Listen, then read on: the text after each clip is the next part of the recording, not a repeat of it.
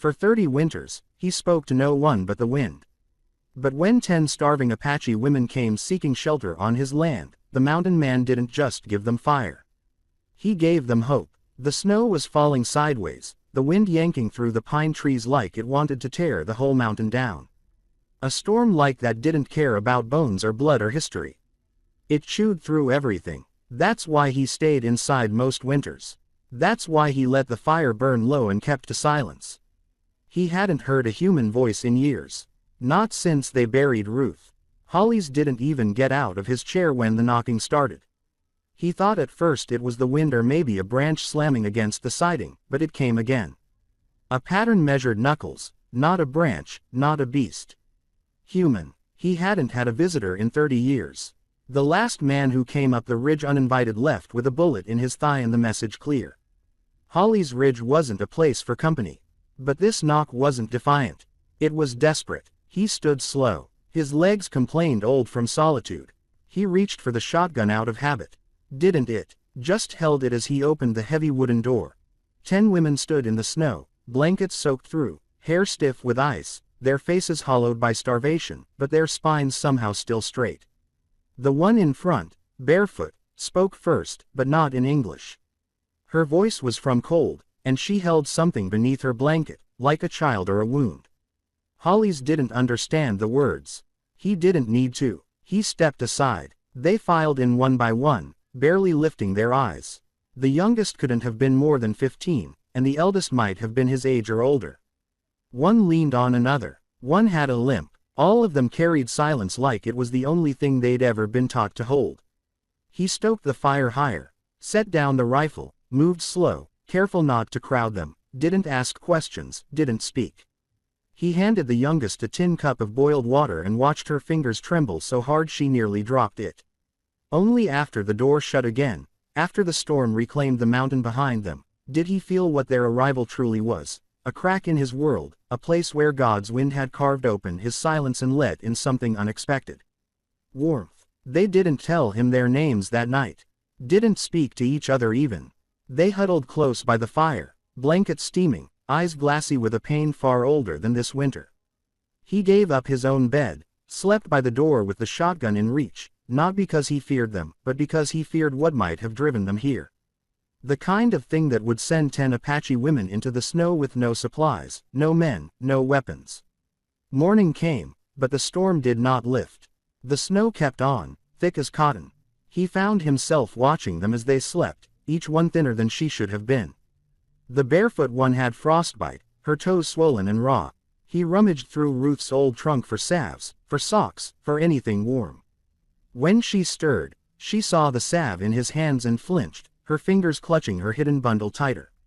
That's when he realized it was a baby, wrapped tight to her chest, not crying, not moving. He didn't touch her, just nodded, set the ointment near the fire, and left her to decide.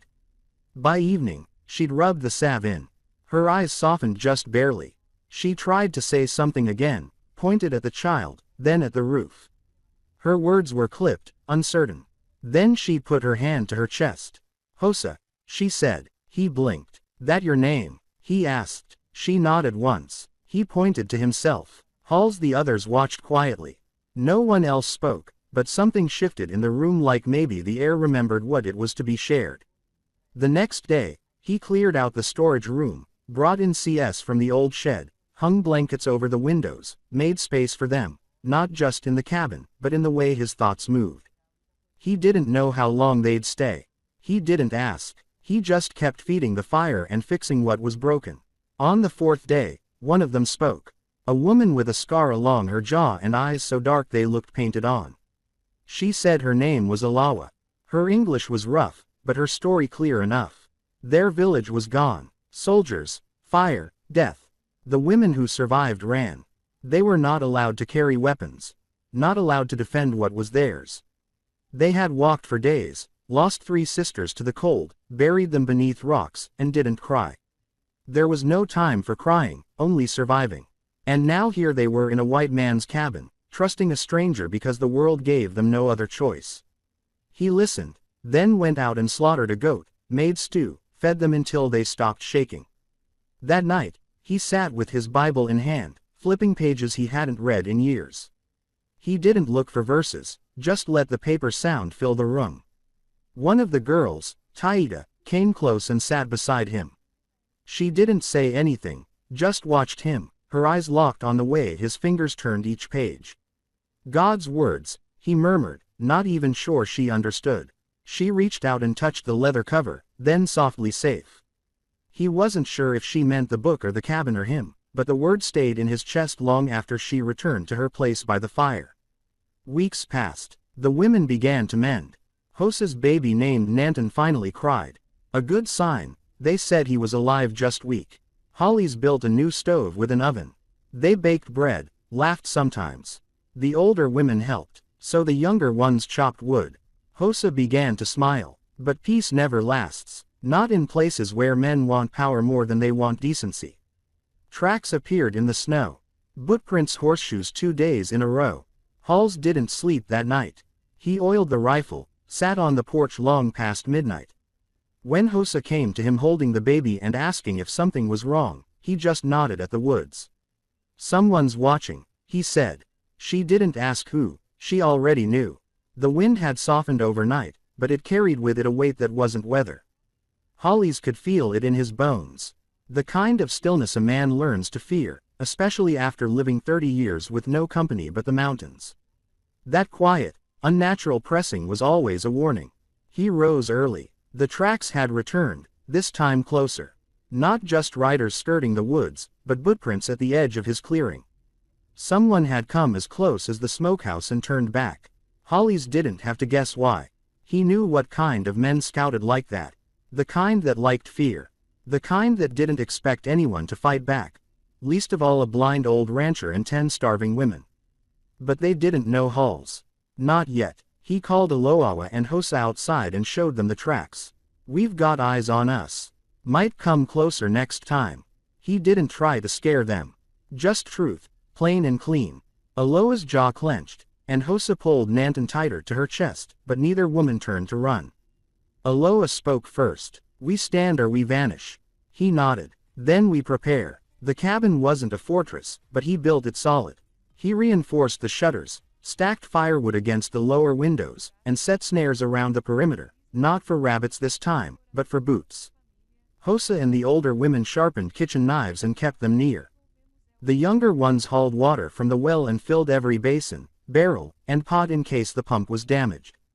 It wasn't much, but it was more than nothing, and it gave them purpose. That mattered. Night came heavy. No one slept. They took turns watching. Holly sat in his chair by the door, shotgun resting across his knees, ears straining for any crunch of snow. When he closed his eyes, he didn't dream of Ruth for once. He dreamed of the fire outside being stamped out, one boot at a time, by shadows he couldn't see. He woke with a start before dawn. Smoke real this time, not from his chimney. He rushed outside. The smokehouse was burning, flames licking through the roof like tongues. The meat days of work was ruined. But that wasn't the worst of it. At the edge of the clearing stood 3 men on horseback. They didn't shout. They didn't move forward, just watched as the building collapsed in on itself. One of them raised a hand, mocking a kind of twisted wave, and turned his horse with slow arrogance. Gone before Hollis could even reach for his rifle. But the message was clear. We know you're here. We know you're hiding something, and we'll be back. Aloa cursed softly in her native tongue. Hollis didn't ask what she said. He didn't need translation. Hosa had tears in her eyes, not from fear, from fury. He looked at her, then at Nanton, who had begun to cry again. This won't stop here, Holly said. They're testing us, seeing how far they can push. Allow. Drew in a breath. Then let them push, we'll push back. Hollis admired her steel, but deep inside he knew the odds. 10 unarmed women, a baby, an old man, no town nearby, no sheriff to ride for, no help coming, just them. A burned-out smokehouse in winter pressing in. Still, he'd stood his ground before. He'd bury men if he had to. He taught the women how to reload, let them take turns holding the shotgun, feeling the weight. He handed Hosa a revolver with 3 rounds left, and showed her how to aim. Only if you have to, he said. But if you do, don't miss. She nodded without flinching. That night, They slept in shifts again, but the attack didn't come. 2 days passed. The smokehouse still smoldered. The air stank of ruin. Hollis caught one of the girls, Taida, crying behind the shed. He sat with her in silence, watching the snow fall between the trees. "They burned it to scare us," she whispered. "Did it work?" he asked. She looked up. "No, but it made me sad." He put a hand on her shoulder. "Being sad don't mean being weak." Another 2 days, then the baby wouldn't stop crying. He was running hot, fever high. Hosa begged for help, tears falling as she rocked him. "He's too small," she whispered. "He won't last." Hollis didn't say anything. He didn't have medicine, but he remembered something Ruth used to do. He boiled willow bark into tea, rubbed his palms with pine tar, and let the steam coat the child's chest. Hosa watched every move like she was memorizing salvation. Nanton coughed, whimpered, then quieted again. By morning, the fever broke. Hope returned, fragile but alive. That evening, as Hollis fixed the hinge on the front door, a single arrow landed in the snow near his boots. No sound, no warning, just a shaft of wood and flint quivering in the cold. He crouched slowly, picked it up, and turned it in his fingers. Apache make, but not theirs. He carried it inside and showed Alawa. She turned pale. "That tribe hates us. They think we betrayed them by running. That arrow means they're watching too." It wasn't just the white men now. It was their own people. No one wanted them. No one but Halls, and maybe not even him. If the outside world had a say in it. He threw the arrow into the fire and sat down hard. "No one's coming to save us." Aloa didn't argue. Hosa came and sat beside him.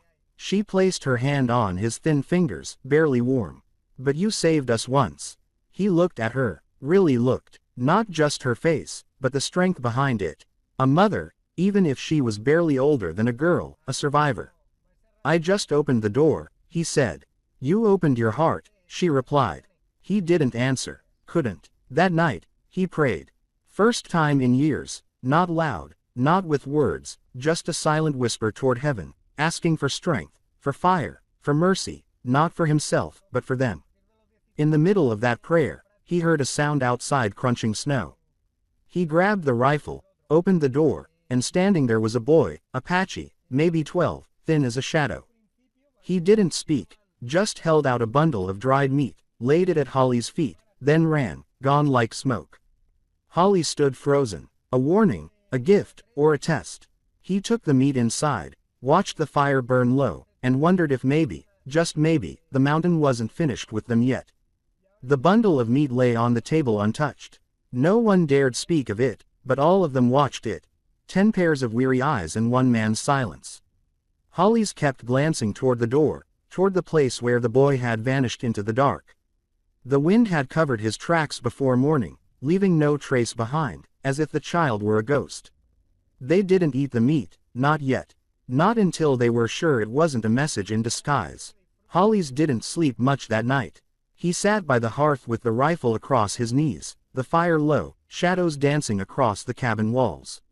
He listened to the wind whisper through the eaves, the occasional crack of ice shifting on the roof.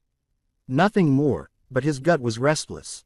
By dawn, snow had fallen again, enough to bury the smokehouse's charred bones, enough to quiet the world. When Holly stepped out, the only thing he heard was the groan of the trees and the crunch of his own boots. Then he saw them. More tracks. Not just the boy this time. He counted at least 5, maybe 6, approaching from the north, but turning away before the tree line, a half circle around the cabin. A scout's pattern, measuring, testing defenses, watching. They were being encircled. He went back inside, said nothing, and poured water into the iron kettle. The women noticed. They always did. Aloa finally broke the silence. They came again. Hollis nodded. Hosa asked the question he knew they feared. Are they waiting for something? Waiting for us to run, he muttered. Or weaken. He didn't mention the possibility that they might be waiting for night. No one needed that thought out loud. That afternoon, as Tyanita folded blankets by the fire, she found a feather tucked into the folds. Smooth, clean, black with a silver tip, not from any bird Hollis knew, not from this side of the mountain. He stared at it a long time, then burned it in the hearth. That night they stayed together, the fire burning steady. They sang softly, old hymns, mostly mixed with quiet Apache songs from the women's childhoods. The baby Nanton slept in a basket lined with rabbit fur, his breath shallow but peaceful. For a few hours it felt almost like a home until the scream broke the silence.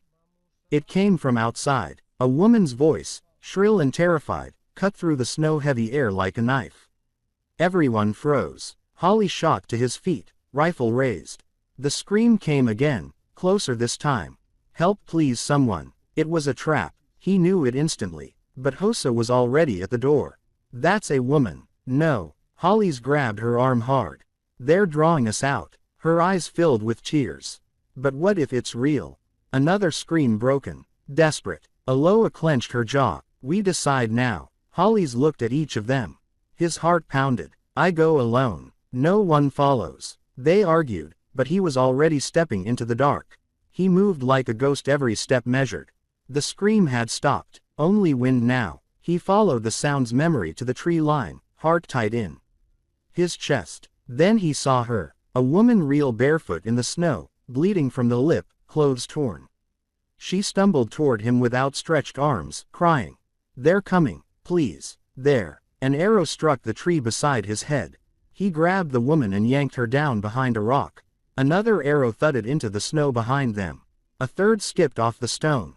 He didn't fire. Not yet. A shadow moved near the ridge.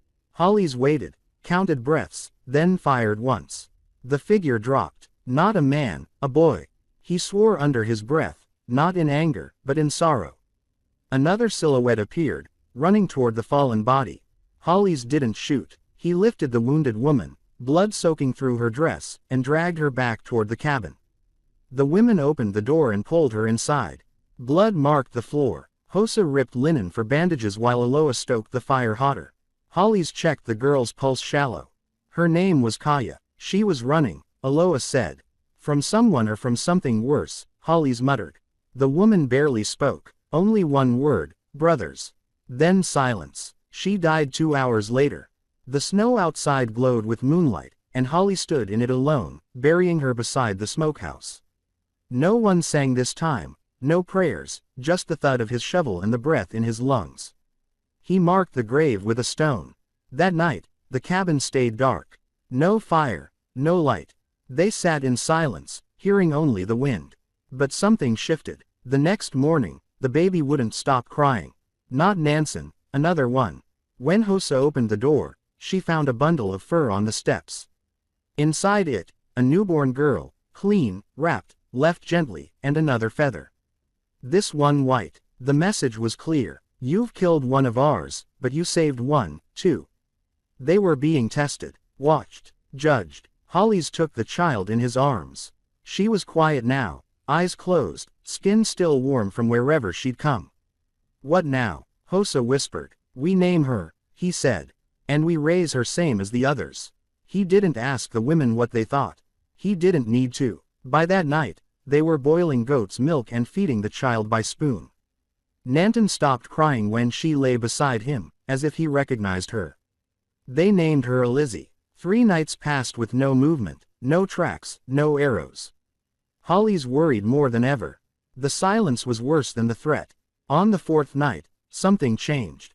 He woke to the sound of voices, not in English, not in Apache, but close enough to recognize mutters, laughter, rustling near the cabin walls. He crept to the window and saw a line of figures moving past the trees, dozens of them, torches, spears, and in the center mounted an older man in a white fur coat, face painted red and black. Holly's had seen him once years ago, a war chief, exiled ruthless, and now he was here. The cabin would not hold, not forever. The first light of dawn didn't warm the mountain. It bled through gray clouds like a warning. Holly's hadn't slept, not a moment. His rifle lay across his lap, the butt worn smooth where his palm had rested all night. Through the frost-lined window, the torches had vanished. The warchief in his procession moved on or pretended to. The snow outside was untouched. But that was a lie. There were no footprints because they'd covered them. Deliberate trained. He'd seen Apache scouts do it when he was younger, and he recognized it now. A ghost war. They were circling, testing, closing in. He rose from the chair stiffly, his joints aching from the cold and stillness. The cabin remained quiet. 10 women and 2 babies slept in knots on the floor, leaning against one another for warmth. Hosa's head rested on Aloa's shoulder. Chinita cradled Alicia and Nanton between them, a barrier of arms and old strength. Hollis walked past them without waking a soul. Outside, he scanned the horizon, slow and steady. A rabbit darted across the edge of the woodline. A bird trilled somewhere far off. Too quiet, he spotted a rock, freshly disturbed, turned by a footstep, still warm beneath the frost. They were being watched, and not just from afar. He followed the ridge east, circling behind the smokehouse where Ka's grave lay undisturbed under snow and pine needles. He stopped beside it, tipping his hat. A low prayer passed his lips, not a practiced one, just words born from the tired ache in his chest. Then he saw it, another feather, this one black again, driven into the grave marker. That was no offering, it was a warning. By the time he returned to the cabin, the women were stirring, the babies crying softly. The smell of boiled milk and fresh pine filled the air. It could have passed for peace if it weren't for the tension sitting on every shoulder. They were here again, Holly said, not bothering to wait for silence. On the ridge left another feather stood, wrapping a shawl around her shoulders. Are they trying to scare us out? No, Holly's replied. They're trying to see how far we'll go. Tanita's eyes narrowed. What happens when they find out? He didn't answer. Instead, he opened the chest beneath the table and took out the maps, spreading them across the floor. Routes, valleys, passes through the canyons. We need to think about leaving. That word hit the room like thunder. They'd worked to survive in this cold. Had rebuilt the smokehouse, patched the roof, planted dried beans inside the root cellar to sprout in jars. Alicia and Nanton were growing, thriving even. And now just as it felt like home. You mean run, Hosa said quietly. I mean live, but not all of them agreed. We've run enough, Aloa said, from soldiers, from our own, from everyone. I'm not asking you to run, Holly said. I'm asking you to outlive them. He didn't want to leave either. He'd carved this home from stone and silence, built it with grief in his bones. But the war chief wouldn't relent. They were a stain on this mountain in his eyes. A mistake to be corrected. Just think on it, Holly said finally, folding the maps away. That afternoon brought the first real warmth in weeks. Sunlight broke through the clouds, melting the snow in slow, glistening drips. Holly's took it as a gift, a brief window to prepare. They took turns watching the trees. Shifts of 2 with the babies kept close. Halls walked the perimeter and set new traps, not for hunting this time, but for warning. Wire, glass, tin hung from branches to rattle at the slightest motion. Still, night fell heavier than the last. The torches returned, not near, just visible on the far ridges. A circle of them. 100 maybe more. Halls didn't count. He didn't need to. The war chief was showing his numbers. They had days at most. Then, while Taita was patrolling near the brook, she heard something soft beneath the wind. A whimper. She followed it carefully, heart beating in her throat. Behind the boulder field where snow drifted deep, she found a child alone, no more than 6, barefoot, dressed in buckskin, shivering violently. She knelt slowly, whispering an Apache. The child didn't answer, just held out something with trembling fingers. A rag soaked in blood. Tanita carried the child back, wrapped in her own coat, lips pale, eyes hollow. Hollis met them at the door, his heart twisting. The boy had no name, no voice, just a necklace with a carved stone and eagle. The child's back was covered in lashes. Whipped, beaten, left to die. Not punishment, a message. They brought him inside, fed him broth and milk, let him sleep. The boy didn't cry, not once. He just kept waking with eyes wide, afraid of where he was. That night, Hollis dreamed of fire. He saw the cabin burning, babies screaming, women fighting with kitchen knives. Smoke poured from the rafters, and the warchief stood in the flames, smiling. He woke in a sweat, the sound of Alyssa's crying, slicing through the quiet. The baby was hot, burning up. Hosa checked her skin red, damp, feverish. Water, she said, and willow bark. But they were out of both. The river was 2 miles down through enemy lines. Holly stood. I'll go. No, Aloa said, it's suicide. I'll go, Hosa offered. But Holly shook his head. No one else knows the signals.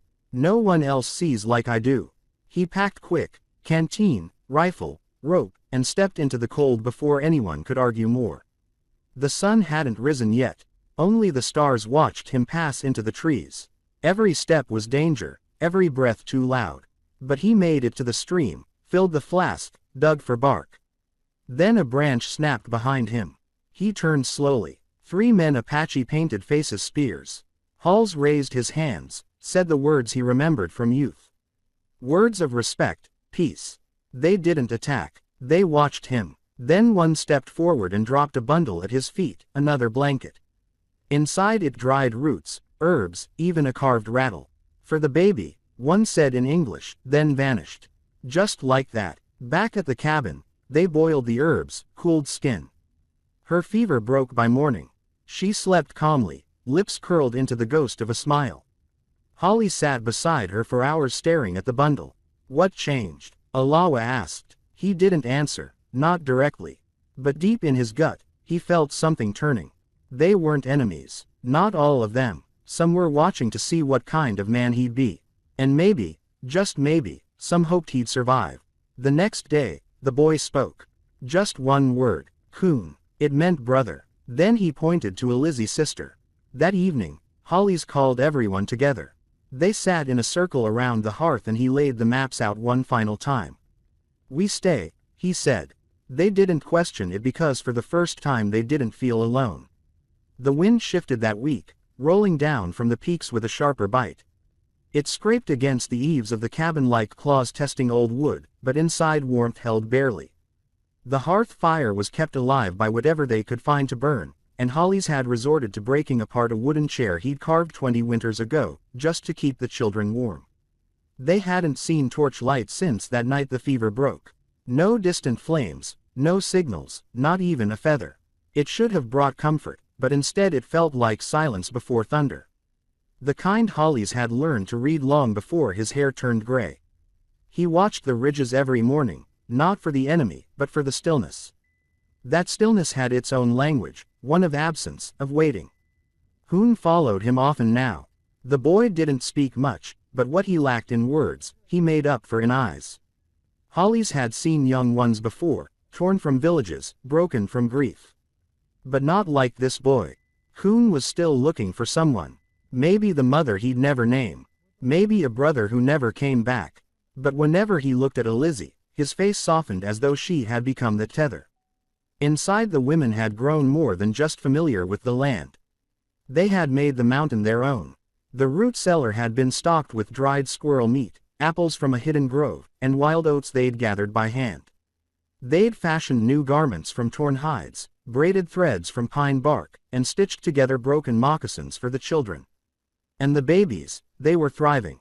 Nansen had begun crawling. Lizzie laughed when tickled. The sound of it filled the cabin like bells in a chapel, soft and unexpected. It was that laughter that made Holly's pause mid-repair on the porch railing one evening, his breath catching. He leaned the hammer down and sat on the step instead, head bowed. He'd once lived a lifetime without the echo of a child in his home. Now it came from every room. That night, as they gathered around the fire for supper, the past knocked softly as if asking permission. A figure approached the cabin just after dusk. No torch, no weapon, just a slow gait and a limp that spoke of an old wound. Holly's rose first, rifle in hand but unraised. The figure stepped into the light. Name is Emmett James, the man said, tipping his hat. He looked worn thin, skin wind-burnt, and hands scarred. I was told a man lived up here, took in some souls. Holly's did lower the rifle. Who told you? The man gestured behind him. No one, just followed the tracks. Snow's thin this side. You a scout. Used to be Union side though that war's long behind me. Just looking for a place to be, sir. Ain't got much. Ain't asking for nothing but a floor and a chance. Aloha stepped out behind Holly's, her eyes scanning the stranger like she could see beneath his skin. After a moment, she gave the smallest nod. Holly sighed and stepped aside. Floor's hard, fire's warm. That enough for you? EMTT smiled faintly. More than I've had in a year. They shared no more than a fire that night. EMTT said little, just warmed his hands and stared into the flame. But the next morning, he chopped wood without being asked, mended the barn roof, fed the chickens. "You're not much for talking," Holly said, handing him a cup of boiled tea bark. "Don't need to talk when your hands do enough," EMTT replied. 3 days passed, then 4. EMTT slept in the woodshed, took meals only after the children had eaten, and never asked questions. Then came the night of the blood moon. The sky turned red above the peaks, and the cold snapped colder than it had in years. Hollis woke with a sense he hadn't felt since the last war. The sense that something was moving beneath the snow. Sure enough, by sunrise, the signs returned. Another feather, black, broken in half, left on the door frame. Aloha found it. She didn't scream, just brought it in and laid it on the table like a dead bird. EMTT stared at it long and hard. "Means they're close." Hollis nodded. "Means they're done waiting." That evening they gathered around the fire again. And this time Hollis didn't sugarcoat it. "They'll come in days, maybe less. They're not testing anymore. They're deciding. Then we make our stand." Tanita said they'll outnumber us 5-1. Aloha looked up fierce. "So did the blizzard. We're still here. I'm not willing to risk Ulysses or Nanton." Hollis replied. "We won't," Hosa said quietly. "We'll protect them, but this is our home. You said it yourself. We stay." The women agreed. Even Kuhn, small as he was, stood behind the decision, clutching the carved eagle on his chest. And so they prepared. The next days were spent fortifying the cabin. Hollis and EMTT dug trenches by torchlight, fashioned spears from saplings, and strung trip lines through the trees. Inside, the women boiled tar, melted tallow for torches, and packed the children's things in case of retreat. Then, on the 5th night, the dogs began to bark. The ridge line lit with torches, a wall of flame in the dark, but they didn't charge. Instead, one man came forward, alone, unarmed, draped in black furs. The war chief. Holly stepped out to meet him, rifle across his back, hands empty. "You shelter traitors," the war chief said in broken English. "You hide them from justice." "They're not traitors," Hollis replied. "They're survivors." "Same thing. What do you want?" The chief pointed to the cabin. "The children, the women, they return with me. They'd rather die." The chief's face didn't change. "That is allowed." Holly stepped forward. "You'll have to kill me first." The chief smirked. "That too is allowed." Then he turned and walked back to the line of fire. That night, no one slept. The cabin was filled with silence, broken only by the occasional crackle of the hearth and the soft breathing of babes. At midnight, snow began to fall, thick, fast, hiding the world. And then came the war cries. They rushed like ghosts from the trees, silent until they were. EMTT fired the first shot, then Hall's. The women moved like smoke, herding the children to the root cellar while the men held the door. Screams, fire. Snow turned red, but they didn't fall. Every man who stepped inside the cabin met steel or lead. Aloha drove a carving knife through the throat of one. Hosa cracked another's skull with a log. Hours passed, then silence, and then a scream from the woodshed. Hollis ran, slipping in the blood-slick snow. Inside, Emmett lay wounded badly. But beside him stood Kuhn, holding a blade, eyes wide but steady. The boy had saved him. And outside, as the first light broke over the mountain, the torches flickered out. They were gone, scattered. Hollis dropped to his knees in the snow, breathless. Behind him, the cabin still stood, burned, scarred, but standing. Inside, life stirred. The babies cried, and for the first time in 30 winters, the mountain felt like home to more than one. The battle was over, but its echoes remained. The snow around the cabin didn't melt for days. It held the stain of what had been fought for, lines of red where blood had soaked through and frozen in jagged, violent shapes.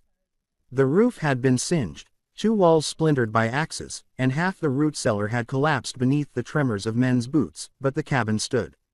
The people inside it stood too, shaken, bruised, scraped raw by fear and exhaustion, but they were upright. EMTT lay on the cot for nearly a week, his shoulder stitched by Hosa's careful hands, his face pale from blood loss. He never once complained. When Hollis asked if he remembered the attack, EMTT only gave a slow nod and muttered, "Should have died 3 times before that." Guess I'm still behind on my dues.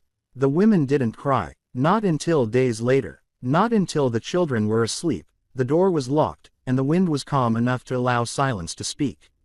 Chinita held Aloa's hand by the hearth as both trembled, not from cold, but from everything they had survived. Hosa sat close with the babies bundled in her lap, tears gliding silently down her cheeks. She'd lost family before, she'd buried them beneath the same kind of snow. But this grief was different. It came laced with gratitude, with relief. They had made it. Hollis, meanwhile, kept himself moving, fixing what he could, rebuilding what couldn't wait. But there were times he sat still too long, hammer in hand, staring at the empty spot near the barn where one of the enemy had fallen. Not because of the death, but because of what Coon had done. That boy, maybe 7 years old, had killed to protect them. Hollis remembered wiping the blade clean, finding the child afterward, huddled in the hay with blood on his hands and nothing in his eyes. Coon, he said that night as they sat outside, the stars like frozen tears overhead.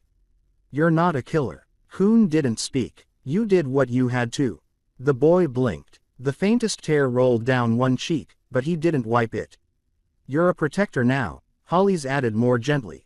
There's a difference. The following morning, the women voted to hold a fire prayer. They gathered in a circle outside the cabin. Not a single word in English was spoken. Aloa lit the fire herself. Hosa and Taita passed around sprigs of cedar and bundles of dried sage. Coon stood between them, his small hands folded. Even the babies were silent. Hollis watched from a distance, not intruding. He didn't understand their language, not the words at least, but he knew the meaning. He felt it settle in the air like a benediction. Loss and healing, bound by flame. What had happened here would not vanish, but it would be remembered with reverence. That night, the quiet felt deeper, not haunted, not heavy, just full of breath, of space, of rest. And then a sound they hadn't heard in weeks. Hooves. Not many, just one. Holly stepped out to the porch, rifle slung over his back and waited. A single rider came through the pines, cloaked in a patchwork of buffalo hides and dust. He dismounted slowly, lifting both hands. Graves. I am name S. Tobias. I was headed to Eden Pass. Heard there was trouble in the high woods. Found a few stragglers down near Broken Needle. Looked like they were running from something they wouldn't name. Holly said nothing, only nodded. You need help up here. Halls considered. We've got mouths to feed, wounds to mend. I can lend a hand. Ain't much good with kids, but I got 2 legs and a spine. You believe in peace, Tobias? The man nodded once. I believe in food on the table and warm fires in the dark. If peace comes with that, then yes. Hollis offered a hand. Then you're welcome. Tobias settled in quickly, quiet, unassuming, but useful. The barn got patched faster. Traps were set deeper in the woods, bringing in more hares and birds. By the 4th day, he had earned even Aloa's trust, a feat Hull didn't take lightly. It wasn't just survival now. It was life, something more than breath and heartbeat. There were mornings when the sun came up over the ridge and the smell of stew was already drifting through the cabin. Laughter rose more often than coughing. Kun and Elizzy had created a game with stones and twigs. The women began carving again, not tools or weapons, but animals, gifts, and Hollis, without announcing it, began something, too. On the far side of the cabin, beyond the old woodshed, he laid down stones, a foundation. No one asked what it was for until EMTT finally hobbled out and stood beside him. You building a coop? No. A stable? No. EMTT squinted at the shape. A schoolhouse. Holly smiled faintly. A home. We got one of those. This one's bigger for all of them with room for more. EMTT chuckled. You planning on talking in more? Hollis didn't answer. He didn't need to. The answer was already in the stone. And then, just as spring hinted its arrival with softer winds and longer sun, the letter arrived. It was delivered by a trader, a toothless man with frostbitten fingers and a mule that limped. Somebody said your name down in Pineross. Ask me to bring this up, he muttered. The envelope was plain. No return, no seal.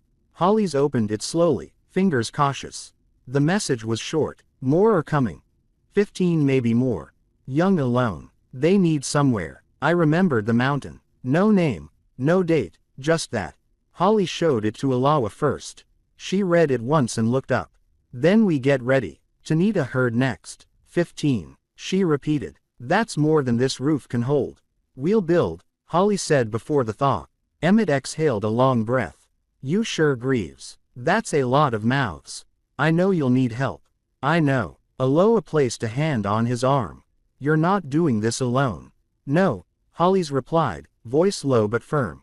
We're doing this together. That night, the hammer rang again through the mountains. Stones were moved, wood was split, and when the stars rose over the peaks, they didn't shine on a hiding place.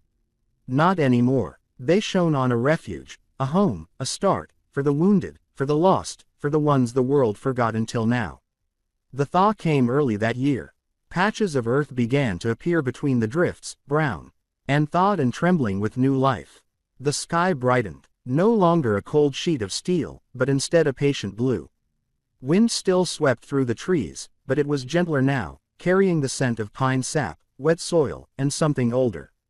Hope. Down in the valley, where the snow had already melted, a line of figures walked slowly up the slope. 15. Holly saw them before anyone else. He'd taken to walking the ridge every morning just after sunrise, not because he expected them yet, but because it steadied his heart. It reminded him to be ready. And when he saw the thin thread of movement, that line of shapes stumbling over thawing roots and broken rocks, he didn't panic. He turned and walked back toward the cabin. They're coming, he said simply as he passed the barn. EMTT, who'd been repairing the wheelbarrow, dropped his hammer. Now they're halfway up. EMTT rushed inside. Aloha met him at the door, already clutching extra blankets. Hosa grabbed dried meat and biscuits from the pantry. Tanita lifted the biggest kettle they had and set it over the fire without speaking. No one wasted time with questions. They knew what this meant. By the time the children arrived, tattered, starved, redayed and limping, the cabin had a fire roaring, food waiting, and beds made. None of the orphans could have been older than 11. Some clung to one another. Others walked alone, heads bowed, too exhausted to cry. Holly's opened the door and didn't ask a single question. He just nodded. You're home. The oldest girl, maybe 10, stood in the middle of the room after leading the others in. Her name, they would learn later, was Saya. She didn't speak until everyone was inside and the door had closed behind them. This isn't what we thought it'd be, she said in a hoarse whisper. It's warmer. Halls knelt to meet her eyes. It's what you needed. That's all it has to be. She stared at him for a long moment. Then she reached forward and took his hand, small fingers trembling.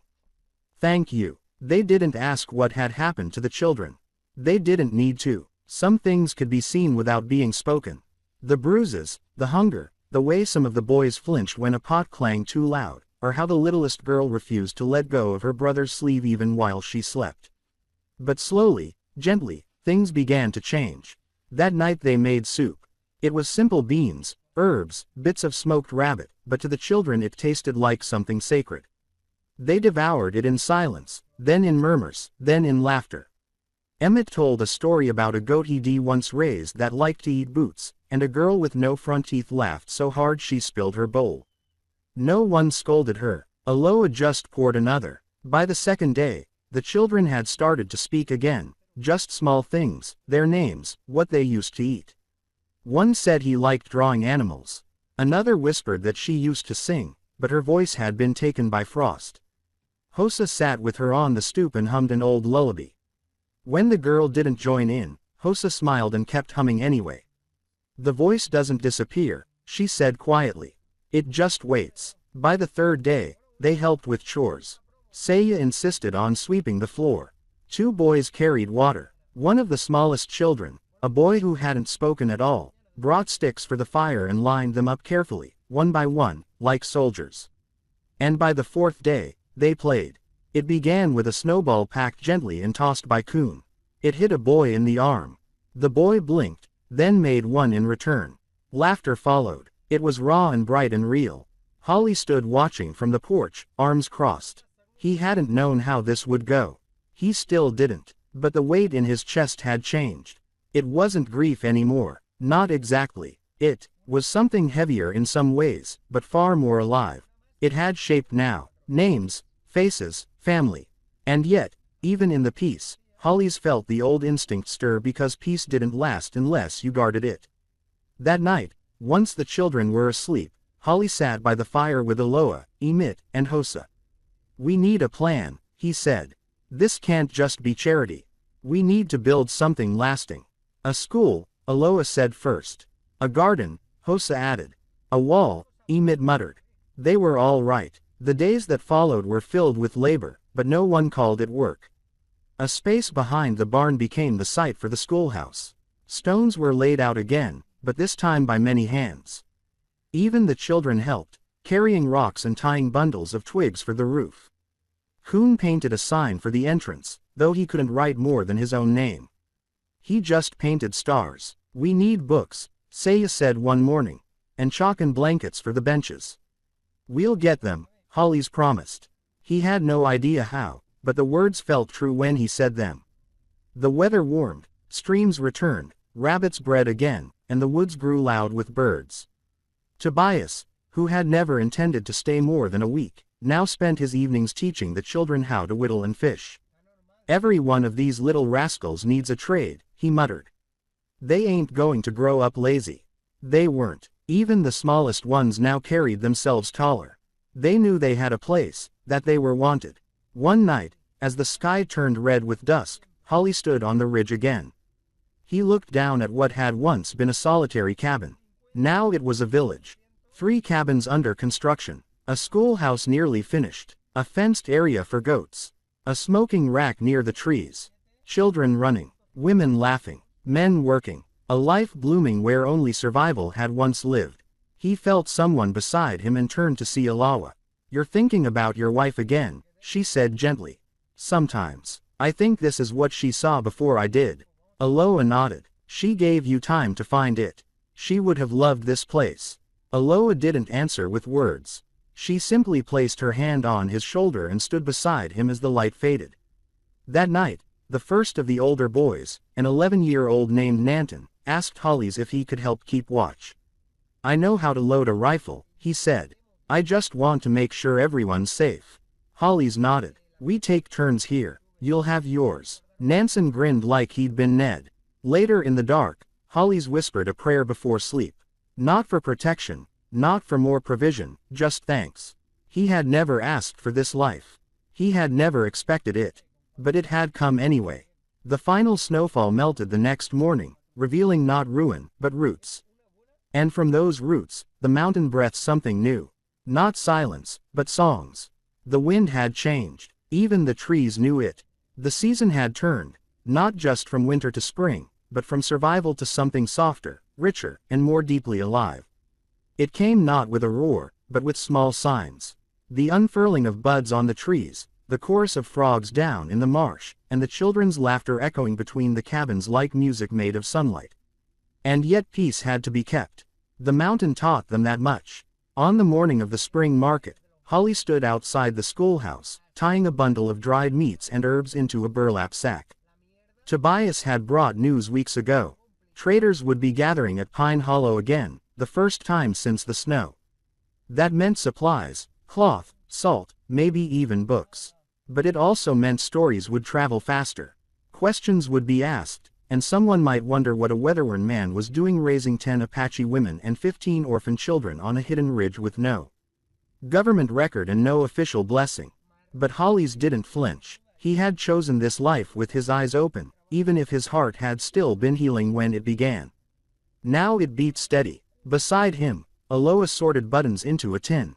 Hosa stitched a tear in Kuhn's coat. EMTT carried a list of things they needed, and the children ran wild, knowing the market day meant new shoes, maybe sweets, maybe stories. One of the little girls, Tassie, stood on tiptoe and whispered to Holly's, "Can we get red ribbons this time?" "Only if you help carry the flour," he said. She beamed and ran off, already pretending her hair was braided with silk. The trip to Pine Hollow was long, but not dangerous. With EMTT guiding the wagon and 3 older boys riding alongside on borrowed ponies, they made it in just under 2 days. When they arrived, the town was already buzzing. Stalls were set up, smoke curled from kettles, and the clang of blacksmiths echoed down the lane. But something changed when Holly stepped into view. People stopped, heads turned. He was remembered after all. Not just as the man who'd buried his wife during the blizzard a decade ago, not just as the trapper who used to come down twice a year with hides, and never a word more than necessary. But as someone changed. There were children clinging to the wagon now, girls with long black braids and solemn eyes, boys wearing hand-sewn boots and pride in their spines, and behind them more waited on the ridge. 10 women, survivors, builders. Whispers started, but no one stepped forward with trouble. Instead, the blacksmith's wife, a round woman with an apron dusted in flour, marched up and handed Tassie a bundle of ribbons. She looked at them last year, she said gruffly. Didn't have the coin. I saved 'em anyway. Hollis nodded. She'll treasure them. And she did. They traded steadily.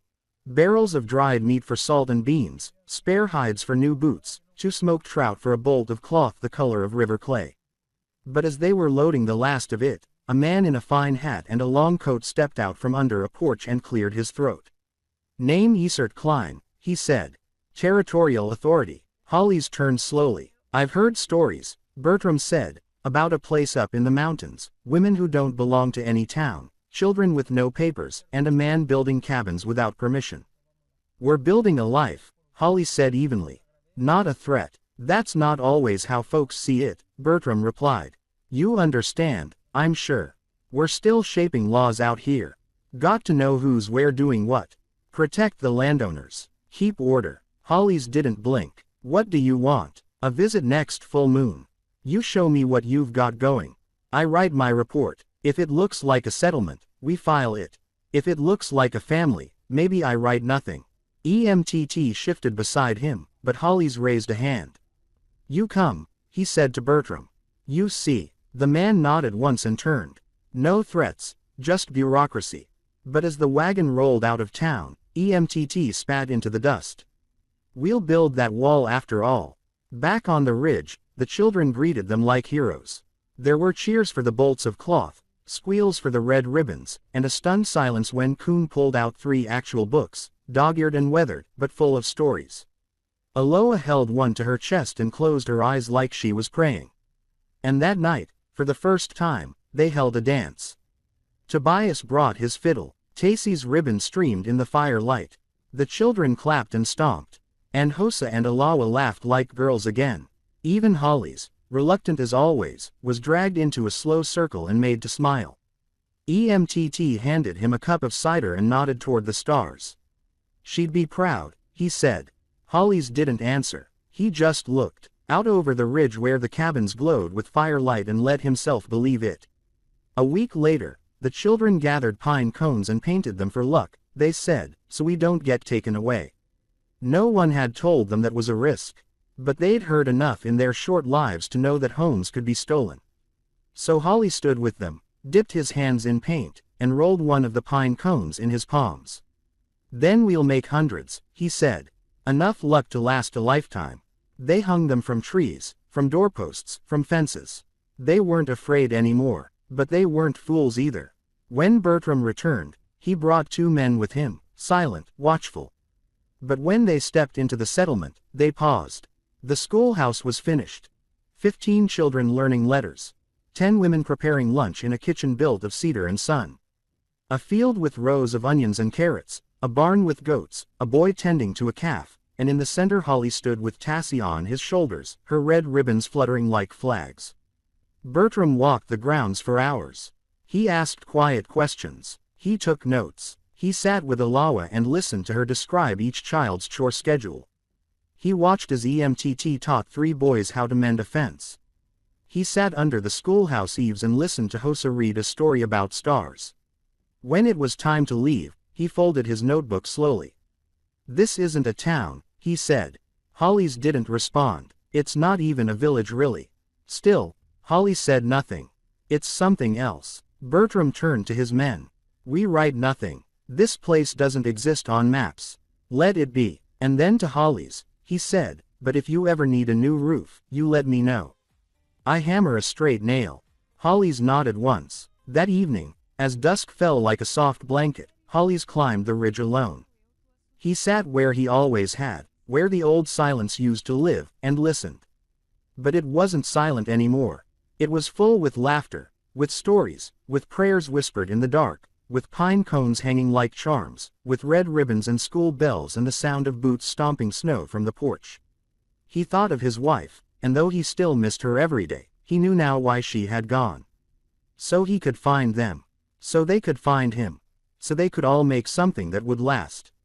And in that moment, the wind shifted again, carrying not just the scent of spring, but the promise of tomorrow.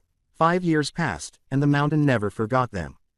The cabins aged with grace, their wood weathered silver by snow and sun.